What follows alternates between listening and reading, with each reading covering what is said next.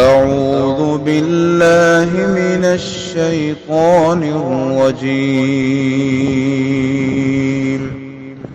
بسم الله الرحمن الرحيم. السلام علیکم ورحمۃ اللہ وبرکاتہ۔ سورۃ الاعراف آیت نمبر 179 سے 180۔ ان الحمد للہ والصلاة والسلام علی رسول اللہ اما بعد۔ اعوذ باللہ السمیع العلیم من الشیطان الرجیم من ہمزہ ونفخہ ونفثہ۔ وَلَقَدْ ذَرَأْنَا لِجَهَنَّمَ كَثِيرًا مِنَ الْجِنِّ وَالْإِنسِ لَهُمْ قُلُوبٌ لَا يَفْقَهُونَ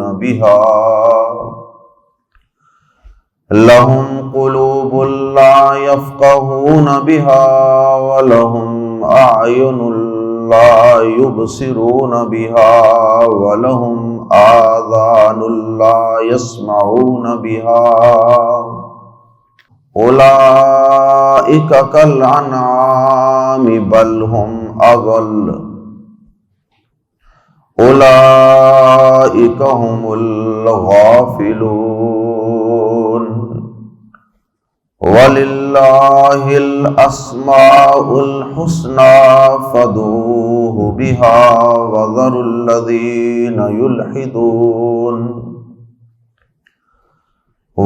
الَّذِينَ يُلْحِدُونَ فِي أَسْمَائِهِ سَيُجْزَوْنَ مَا كَانُوا يَعْمَلُونَ۔ اللہ رب العزت نے حضرت انسان کو اپنی توحید سکھانے کے لیے، اپنا دین سمجھانے کے لیے اور حق بات کی شناخت اور پہچان کے لیے دل عطا کیا تاکہ وہ اس سے غور و فکر کرے۔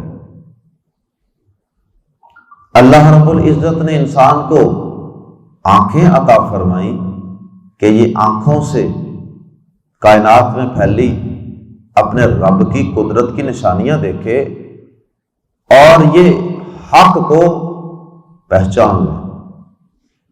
اور اللہ پاک نے ابن آدم کو کان دیے کہ جس سے یہ ہر اچھی بری بات سن سکے اور سننے کے بعد ان میں تمیز کر سکے، فرق کر سکے، ڈفرینشیٹ کر سکے کہ حق کیا ہے، باطل کیا ہے، توحید کیا ہے، شرک کیا ہے، سنت کیا ہے، بدعت کیا ہے، صراط مستقیم کیا ہے اور گمراہی کی راہیں کون کون سی۔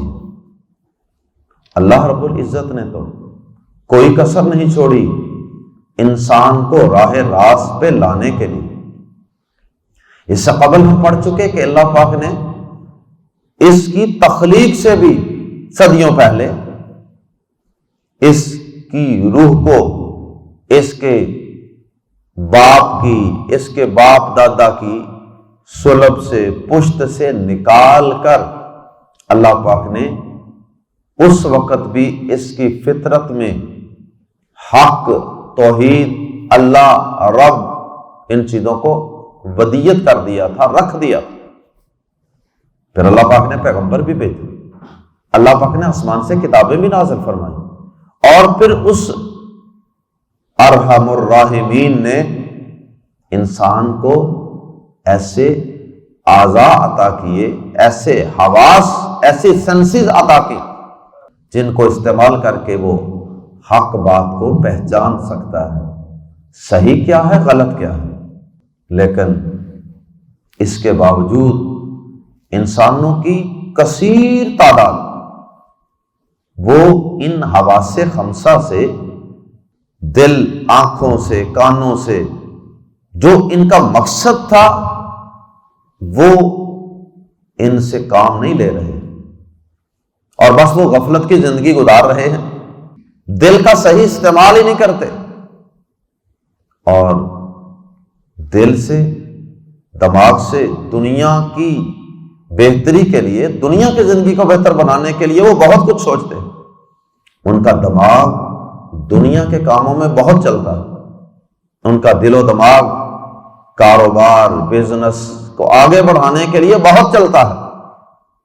ان کی آنکھیں دنیا کی ملی میٹر سے بھی چھوٹی چیزوں کو ان کی آنکھیں دیکھ لیتی ہیں، اور ان کے کان دنیا کی ہر آواز سنتے ہیں، لیکن اگر ان کی توجہ نہیں تو اللہ رب العزت کی پہچان، اپنے رب کی شناخت، پیدا کرنے والے کی معرفت اور اس کے رسول صلی اللہ علیہ وسلم کو پہچاننے، ان کا مقام، ان کا مرتبہ اور ان کی حیات طیبہ کو سیکھنے، پہچاننے، سننے، سمجھنے کے لیے یہ اعضاء ان کے کام نہیں کرتے۔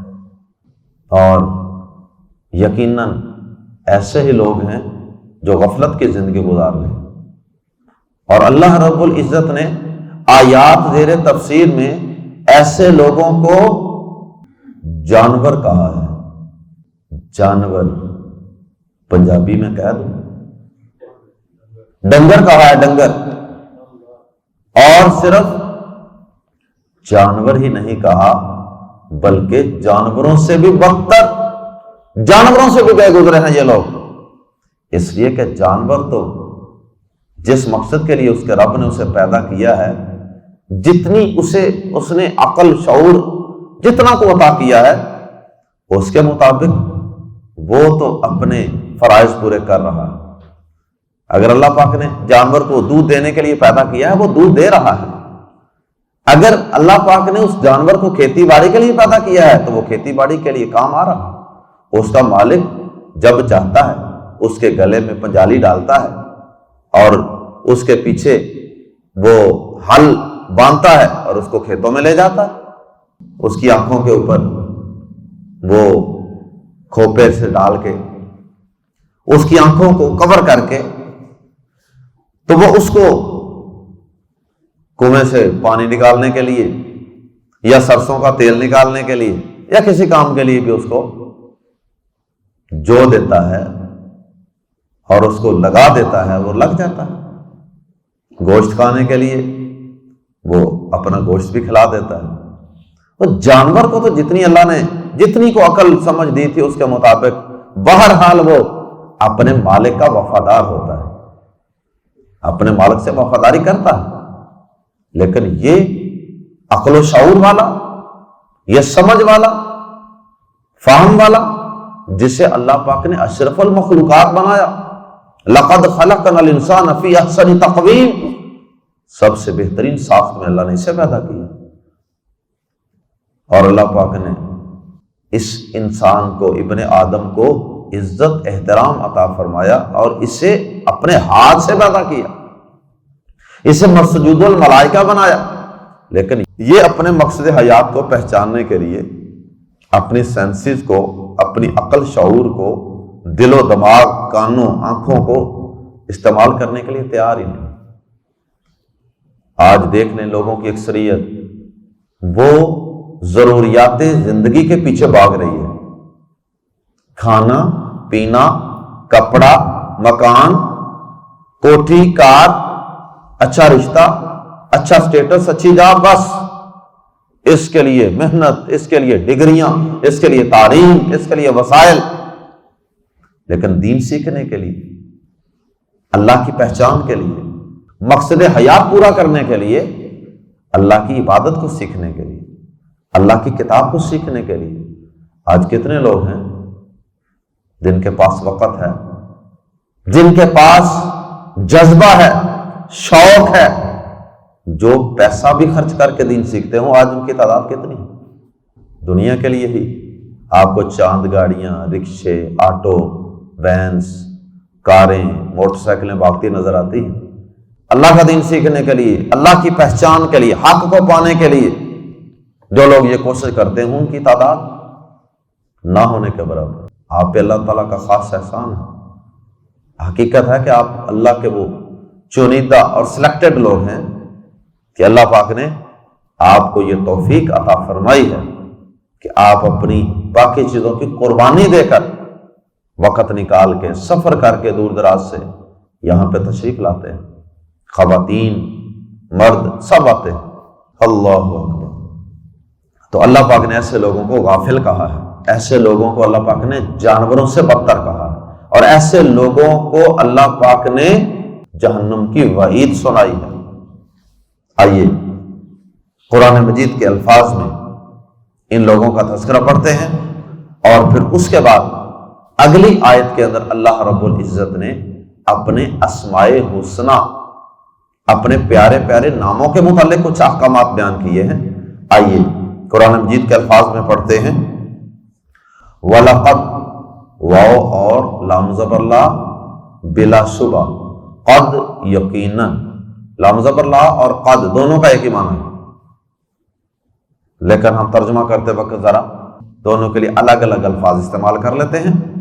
واو اور لام زبر لا، بلا شبہ، قد یقیناً، ذرأنا، ہم نے پیدا کیے ہیں، لی کے لیے، جہنم، جہنم، لی جہنم، جہنم کے لیے، کثیرن، بہت سے، من الجنی، جن، والانس اور انسان، وَلَقَدْ ذَرَعْنَا لِجَهَنَّمَ كَثِيرًا مِنَ الْجِنِّ وَالْإِنسِ، اور بلا شبہ یقیناً ہم نے بہت سے جن اور انسان جہنم ہی کے لیے پیدا کیے۔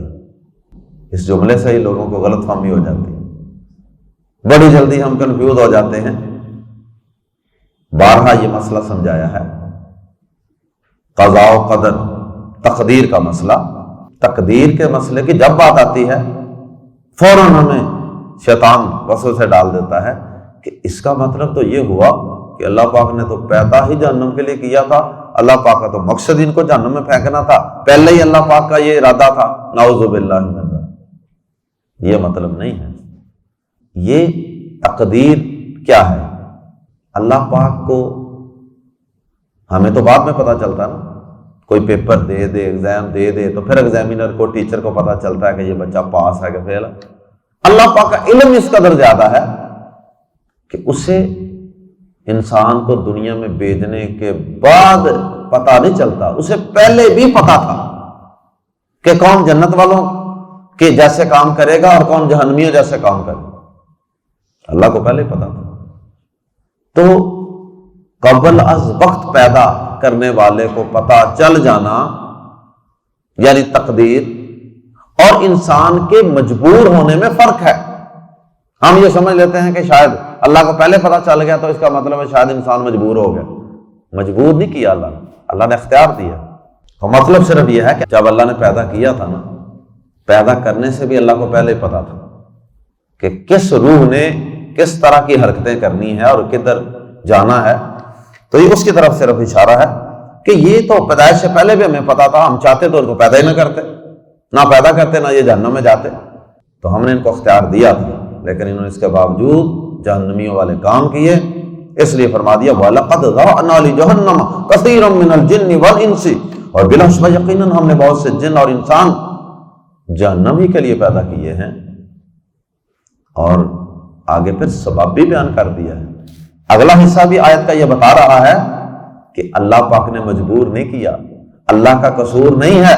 لَهُمْ قُلُوبٌ، ان کے دل ہیں، قلب کی جمع قلوب، ان کے دل ہیں، لا یفقہون، نہیں وہ سمجھتے، یفقہون، تفقہ، فقہ اسی سے ہے، سمجھ بوجھ، تو یفقہون، تفقہون، لا یفقہون، نہیں وہ سمجھتے، بہا، جن کے ساتھ یا ان کے ساتھ، آخر ضمیر کی طرف لوٹ رہی ہے، قلوب کی طرف، لا یفقہون بہا، نہیں وہ سمجھتے ان کے ساتھ، ان کے دل ہیں جن کے ساتھ وہ سمجھتے نہیں. وَلَهُمْ أَعْيُنٌ اور ان کی آنکھیں ہیں، عین کی جمع اعین، لا یبصرون نہیں وہ دیکھتے، بھی ساتھ ہاں ان کے، لا یبصرون بہا وہ جن کے ساتھ وہ نہیں دیکھتے. وَلَهُمْ آذَانٌ اذن کی جمع آذان، وَلَهُمْ آذَانٌ اور ان کے کان ہیں، لا يسمعون بها جن کے ساتھ وہ سنتے نہیں. کیا مطلب ہے؟ کانوں سے سنتے تو سارے ہی ہیں، گمراہ لوگ بھی، کافر لوگ بھی، باغی لوگ بھی سنتے تو ہیں. مراد کیا ہے؟ حق نہیں سنتے، قرآن نہیں سنتے. اور اسی طرح آنکھوں کے متعلق اور اسی طرح دل کے متعلق، گویا کہ جو دل حق کے متعلق، اللہ پاک کے متعلق، اپنے خالق و مالک کے متعلق نہ سوچے، اللہ کے ہاں وہ دل ہی نہیں ہے، وہ دل زندہ نہیں، وہ مردہ دل ہے. اور جو آنکھیں دنیا کی ہر چیز سنیں لیکن اللہ کا کلام نہ سنیں، اللہ کا تعارف، اللہ کی پہچان نہ سنیں، تو وہ کان اللہ کے نزدیک کان ہی نہیں ہے. جو آنکھیں حق بات کو نہ دیکھیں، حق بات کو دیکھنے کے لیے نہ کھلیں، دنیا کی ہر چیز کو دیکھنے کے لیے کھلیں، 4 گھنٹے موبائل کے اوپر، فیس بک کے اوپر تو گند بلا دیکھتی رہیں، لیکن اللہ کی کتاب کو دیکھنے کے لیے، کائنات میں کھلے ہوئے پھول، اس کی قدرت کی نشانیاں دیکھنے کے لیے وہ آنکھیں نہ کھلیں، وہ آنکھیں اللہ کے نزدیک آنکھیں ہی نہیں. فرمایا اولئک یہ لوگ، کاف زبر کا مانند، الانعام نعم کی جمع انعام، کل انعام چوپاؤں کی طرح ہیں، یہ لوگ چوپاؤں جیسے ہیں، جانوروں جیسے ہیں. بلکہ ہم یہ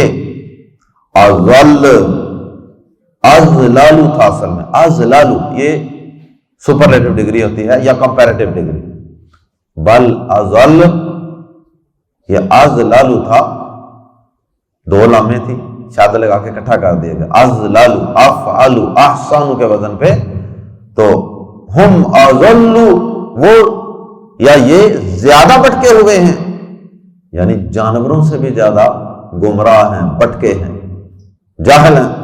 اولئک هم الغافلون، سادہ جملہ تھا اولئک غافلون، یہ غافل ہیں، اور درمیان میں ہم لگا کے غافلون خبر کے ساتھ الف لام لگا کے اس میں ہی کا معنی پیدا کر دیا گیا، زور پیدا کر لیا گیا جملے میں. اولئک هم الغافلون، یہ لوگ ہی غافل ہیں. اللہم لا تجعلنا منہم. اللہ اکبر. اب یہ لوگ غافل بھی ہیں، یہ لوگ جانوروں سے بدتر بھی ہیں، اور یہ لوگ جہنم کے لیے پیدا کیے گئے بھی ہیں. کتنا بڑا جرم ہے، کتنا بڑا جرم ہے. غور و فکر کیے بغیر کائنات میں روٹی پانی کھا پی کے ڈکار مار کے، اور مکان بنایا، شادی کی، بچے پیدا کیے، ان کی شادیاں کی، دنیا سے چلے گئے، اور غور و فکر ہی نہ کیا کہ ہم کہاں سے آئے، کیوں آئے، کیا مقصد ہے، رب کون ہے، توحید کیا ہے. کتنا بڑا جرم ہے غور و فکر نہ کرنا. اللہ ہم سب کو غور و فکر کی توفیق عطا فرمائے. اور جو غور و فکر کرتا ہے نا، یاد رکھنا وہ ایک نہ ایک دن منزل پر پہنچ جاتا ہے.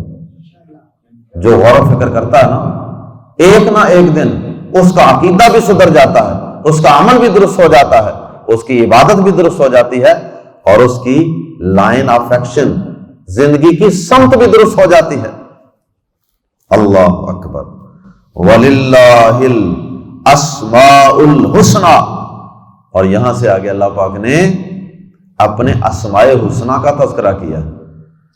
اسماء حسنہ کا غور و فکر کرنے کے لیے اللہ پاک نے ایک ہمیں مثال دے دی ہے کہ غور و فکر کرنے کے لیے ایک یہ بھی انداز ہے، ایک یہ بھی مضمون ہے جس میں تمہیں غور و فکر کی ضرورت ہے، اور وہ ہیں اللہ پاک کی صفات، اللہ پاک کے اسماء مبارکہ.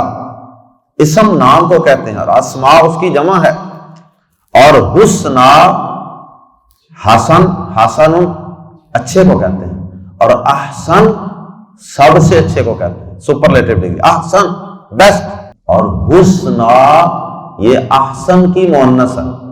اردو میں مذکر چیز بھی بہترین ہوگی تو ہم بہترین ہی کہیں گے، مؤنث چیز بھی بہترین ہوگی ہم بہترین ہی کہتے ہیں. انگلش میں مذکر چیز بھی بہترین ہوگی تو ہم اسے بیسٹ ہی کہیں گے. انگلش میں مؤنث چیز سب سے اچھی ہوگی پھر بھی بیسٹ ہی کہیں گے. عربی زبان بڑی فصاحت و بلاغت والی، بڑی کمپریہنسو لینگویج. اس میں ایک ایک چیز کے لیے الگ الگ لفظ ہوتے ہیں، ہر چیز کے لیے. عربی زبان کے اندر اگر کوئی مذکر چیز سب سے بہترین ہو تو اس کے لیے احسن، اور اگر کوئی مؤنث لفظ ہو، مؤنث چیز ہو تو اس کے لیے حسنا. اسی طرح کی اور چند مثالیں سن لیں. اکبر سب سے بڑا، اور کبرا سب سے بڑی، اصغر سب سے چھوٹا، اور صغرا سب سے چھوٹی. تو یہاں پہ یہ الحسنہ مؤنث اس لیے آیا ہے کہ الاسماء جو لفظ ہے یہ مؤنث ہے، یا مؤنث کے برابر اس کو درجہ دیا ہوا ہے اہل زبان نے. تو الاسماء الحسنہ کا معنی ہوتا ہے پیارے پیارے نام، سب سے اچھے نام. وللہ، اور اللہ ہی کے ہیں. یہ للہ ہی یہ خبر ہے، اس کا مقام جملے کے شروع میں نہیں ہوتا، اس کا مقام جملے کے آخر میں ہونا تھا. اصل جملہ یوں تھا الاسماء الحسنى للہ، سب سے اچھے نام اللہ کے لیے ہیں. لیکن للہ شروع میں لانے سے اس میں زور دینا، للہ پر زور دینا مقصود ہے. اس سے حصر کا معنی پیدا ہو گیا. وَلِلَّهِ، اور اللہ ہی کے لیے ہیں. ہی کا لفظ ضرور لانا ہے ساتھ، کیونکہ اگر یہ کہیں گے کہ زمین و آسمان کی بادشاہی اللہ کے لیے ہے تو اس سے اس بات کی تردید نہیں ہوتی کہ باقیوں کے لیے کوئی بادشاہت نہیں ہے. تو جب ہم یہ کہہ دیتے ہیں نا اللہ ہی کے لیے ہے زمین و آسمان کی بادشاہی، تو اس سے یہ بات کلیئر ہو جاتی ہے کہ اللہ کے مقابلے میں اور کوئی بادشاہ نہیں ہے. اسی طرح وَلِلَّهِ، اور اللہ ہی کے ہیں الاسماء الحسنى، سب سے اچھے نام. اس کا مطلب یہ ہوا کہ جس طرح کے اچھے نام اللہ کے ہیں کسی اور کے نہیں ہو سکتے. جس طرح عیسائیوں نے عیسیٰ علیہ السلام کو ان کے مقام مرتبے سے بڑھا کر اللہ کا بیٹا بنا دیا، تو نبی پاک صلی اللہ علیہ وسلم نے کیا فرمایا تھا؟ لوگوں مجھے میرے مقام سے اس طرح نہ بڑھانا جس طرح نصارہ نے عیسیٰ علیہ السلام کو بڑھا کر اللہ کا بیٹا ہی بنا دیا تھا، مجھے اللہ کا رسول اور بندہ ہی رہنے دینا. تو نبی صلی اللہ علیہ وسلم کے ماننے والوں نے آپ کی ایک نہ مانی. انہوں نے کہا اچھا اللہ پاک کے 99 نام ہیں، چلو اللہ کے نبی کے بھی 99 ہونے چاہیے نا، یہ تو برابری تو تب بنے گی نا. قرآن مجید کے پہلی جلد کے اندر پہلے ٹائٹل کے اندر اللہ پاک کے 99 نام لکھ دیے، اور دوسری سائڈ پہ آخری جلد کے اندر والی سائڈ پہ نبی پاک صلی اللہ علیہ وسلم کے 99 نام لکھ دیے. انا للہ و انا الیہ راجعون. اور ہم سب کچھ کرتے محبت میں ہی لیکن بھول جاتے ہیں کہ سارے کام جذبات سے نہیں ہوتے، ہوش سے بھی کام لینا چاہیے کہ ہم کر کیا رہے ہیں.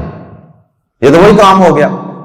تو اللہ پاک کے جس طرح اچھے اچھے نام ہیں کسی اور کے نہیں ہیں، اور یہ نام لوگوں نے جو نبی پاک صلی اللہ علیہ وسلم کے بنائے ہیں واللہ العظیم نہ کسی قرآن کی آیت میں ہے نہ کسی حدیث میں. نبی پاک صلی اللہ علیہ وسلم کے بہت اچھے اچھے اوصاف ہیں، لیکن ان کا موازنہ انسانوں سے کرنا چاہیے. اللہ پاک سے آپ کی صفات کا اور آپ کے مقام کا موازنہ کرنا حماقت اور بے وقوفی ہے. یہ آپ کی شان بڑھانے والی بات نہیں ہے. یہ تو قیامت والے دن پتہ چلے گا نا، جب نبیوں کی اللہ کی عدالت میں پیشی ہوگی، جیسے سورۃ المائدہ کے آخر میں حضرت عیسیٰ علیہ السلام کی پیشی ہوگی نا. اے عیسیٰ آؤ نا ذرا ادھر بتاؤ، یہ تم نے انہیں کہا تھا کہ مجھے اور میری ماں کو اللہ کا بیٹا بناؤ؟ تو عیسیٰ علیہ السلام کو پھر وہاں پیشی تو ہوگی نا. بے شک وہ جواب تو دیں گے، لیکن ساری کائنات کے سامنے پیغمبر کی پیشی کروا دی. کہیں گے یا اللہ تو جانتا ہے، میں بھلا ان کو کیسے کہہ سکتا تھا کہ یہ کام کرو؟ جب تک میں زندہ رہا میں ان کو سمجھاتا رہا، جب میں چلا گیا تو پھر تو ہی ان کے اوپر گواہ ہے، تجھے پتا یہ کیا کرتے رہے بعد میں۔ تو اسی طرح کہیں ایسا نہ ہو کہ ہم نبی پاک صلی اللہ علیہ وسلم کی بھی نعوذ باللہ اللہ کی عدالت میں پیشی کروانے کا سبب بن جائے۔ ادھر آئیں نا، آپ ذرا ادھر تشریف لائیں، یہ آپ نے اپنی امت کو میرے 99 ناموں کے مقابلے میں اپنے بھی 99 نام سکھائے تھے۔ تو نبی پاک صلی اللہ علیہ وسلم تو فرمائیں گے نا، اللہ میں جب تک ان میں موجود رہا تھا تو جانتا ہے کہ میں نے تو ان کو ایسی کوئی بات نہیں سکھائی، اب میرے دنیا سے چلے جانے کے بعد انہوں نے کیا کیا یہ نہیں کو پتا، یا تجھے پتا۔ نبی صلی اللہ علیہ وسلم نے اپنے چند نام بتائے ہیں احادیث میں، صرف گنتی کے چند نام، ان الحاشر، ماہی، عاقب، احمد، محمد صلی اللہ علیہ وسلم، اور 2 نام آپ کے اسماء مبارکہ قرآن مجید میں، محمد اور احمد صلی اللہ علیہ وسلم۔ سب اچھے نام اللہ کے لیے ہیں،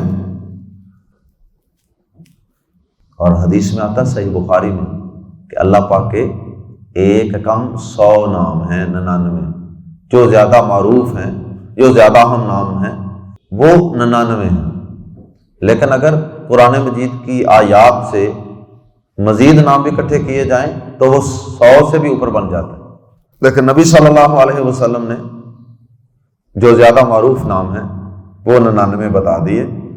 ہاں صرف یہ بتایا کہ 99 نام ہیں، نبی صلی اللہ علیہ وسلم سے کسی صحیح حدیث میں یہ بات نہیں ملتی کہ آپ نے وہ 99 نام بتائے بھی ہوں۔ ہاں اگر قرآن و حدیث سے جمع کریں تو وہ 99 نام بھی نکل آئیں گے، بلکہ اس سے کچھ زیادہ بھی نکل آئیں گے۔ ترمذی شریف میں ایک حدیث ہے جس میں یہ 99 نام بیان کیے گئے، لیکن وہ حدیث صحیح نہیں ہے، پایا ثبوت کو نہیں پہنچتی۔ اللہ اکبر۔ نبی صلی اللہ علیہ وسلم نے فرمایا اللہ پاک کے ایک کم 100 نام ہیں، من احصاها دخل الجنہ، جس نے انہیں اچھی طرح یاد رکھا، محفوظ رکھا، وہ جنت میں داخل ہوگا۔ جنت کی خوشخبری ہے۔ اب یہ نام صرف رٹا لگا لینا، صرف ان کو اپنی میموری کا حصہ بنا لینا، اس سے جنت نہیں ملتی۔ ویسے بندہ نہ نماز پڑھتا ہو، نہ اللہ کی ان صفات کا، ان ناموں کا مطلب جانتا ہو، اور نہ ہی اس کے مطابق اس کا عقیدہ ہو، تو اسے کیا ملے گا؟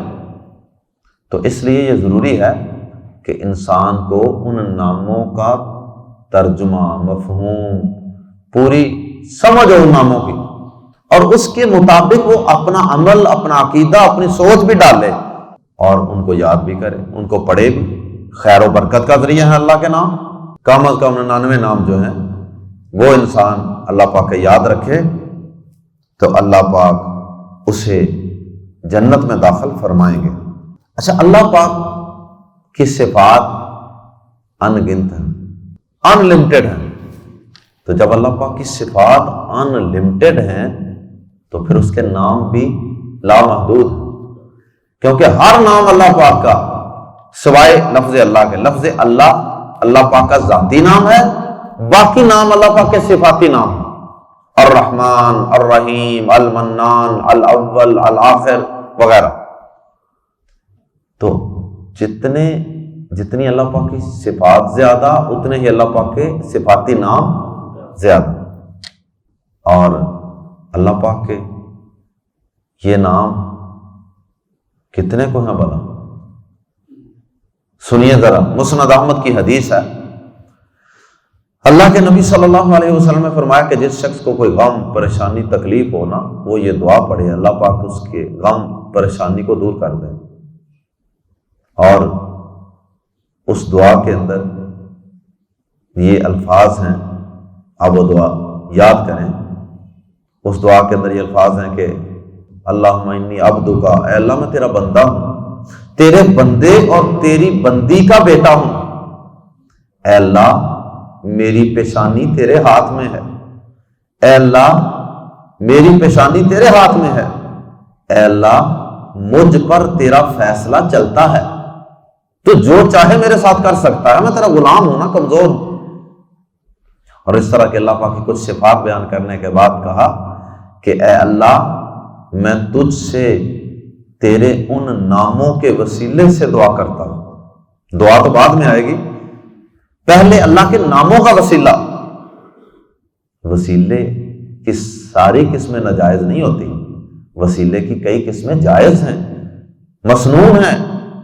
ان میں سے ایک یہ بھی ہے اللہ پاک کے اچھے اچھے ناموں کے ساتھ اللہ تعالیٰ کو پکارا جائے، جیسا کہ یہاں بھی اللہ پاک نے فرمایا ہے کہ وَلِلَّهِ الْأَسْمَاءُ الْحُسْنَى، سب اچھے نام یا سب سے اچھے نام اللہ ہی کے ہیں، فَادْعُوهُ، پس پکارو اسے، بِهَا، ان ناموں کے ساتھ۔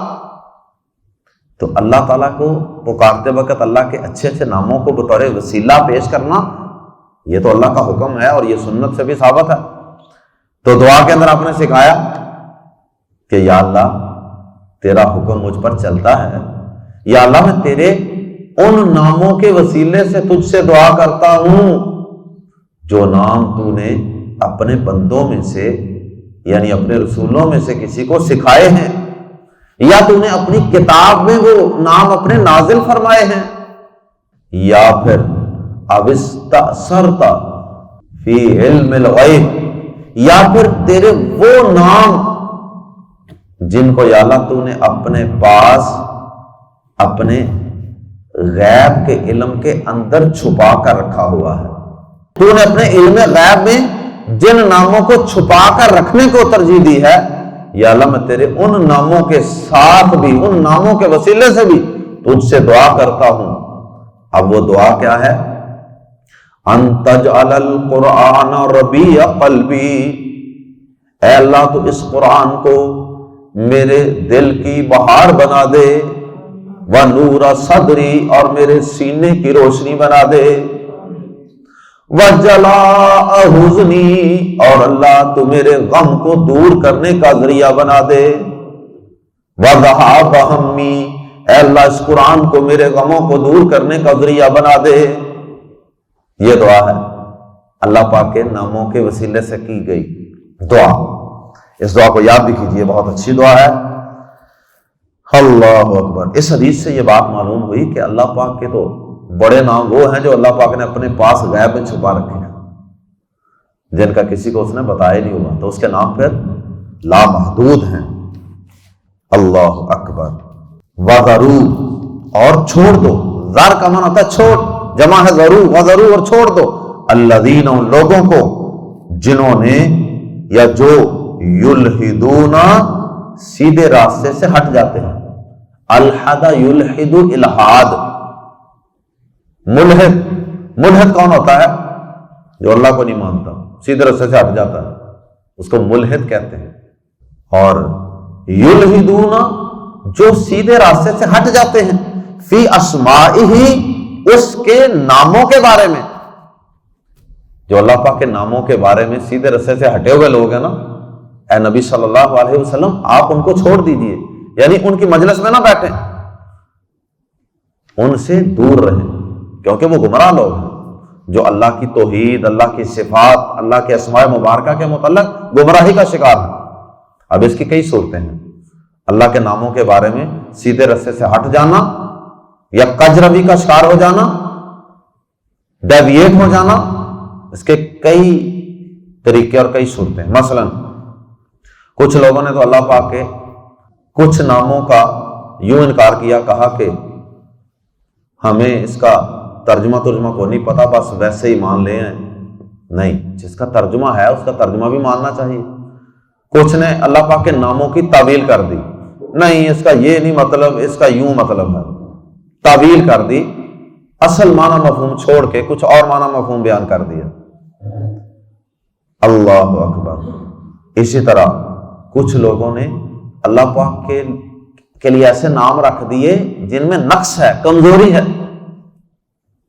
مثلا کئی لوگوں نے اللہ کے لیے رام، بھگوان، یزدان اور گاڈ، جو بتوں کے لیے چھوٹی چیز ہے گاڈ لکھتے ہیں، اللہ پاک کے لیے بڑی چیز ہے، بولنے میں ایک جیسے ہیں دونوں۔ اللہ پاک کی شان میں کمی کا پہلو نکلتا ہے ایسے کاموں سے۔ ان ناموں سے بچنا چاہیے. خدا کا لفظ، اب اللہ پاک کے لیے یہ جتنے نام ہیں نا جو انسانوں نے بنائے ہوئے ہیں، ان میں کوئی نہ کوئی نقص ہے. مثلا یزدان نام ہے، تو اب یہ یزدان نام رومیوں کے ہاں دو خدا تھے. وہ کہتے تھے ایک خیر کا خالق ہے اور ایک شر کا خالق ہے. جو خیر کا خالق تھا اس کا نام انہوں نے یزدان رکھا ہوا تھا. تو اب ہم اللہ پاک کو اگر یزدان کہیں تو پھر ہم نے اللہ پاک کے لیے وہ لفظ استعمال کیا جو گمراہ لوگوں نے صرف خیر کے خالق خدا کے لیے استعمال کیا. شر کا خدا ان کے نزدیک اور ہے. نقص ہے نا پھر اس میں. اسی طرح بت پرستوں نے بتوں کے نام اللہ کے ناموں سے نکال کر بگاڑ کر بتوں کے نام رکھ دیے. مثلا لات یہ اللہ سے نکلا. اسی طرح منات یہ منان سے نکلا. عزا یہ عزیز سے نکلا. اسی طرح بعض لوگ ہیں وہ الٹے سیدھے چلے کاٹتے ہیں، اللہ تعالیٰ کے ناموں کو غلط کاموں کے لیے ان کا ورد کرتے ہیں، غلط مقاصد حاصل کرنے کے لیے اللہ کے ناموں کا ورد کرتے ہیں. تو یہ سب لوگ کیا ہیں؟ ملحد ہیں، یہ یلحدون ہیں، یہ اللہ کے ناموں کے بارے میں سیدھے راستے سے ہٹے ہوئے ہیں. ان کو چھوڑ دیجئے. سیجزون سین زبر سا جلد ہی، یجزون بدلہ دیے جائیں گے وہ، ما جو کانوا تھے وہ یعملون ان قریب انہیں اس کا بدلہ دیا جائے گا، یا وہ بدلہ دیے جائیں گے جو وہ کیا کرتے تھے.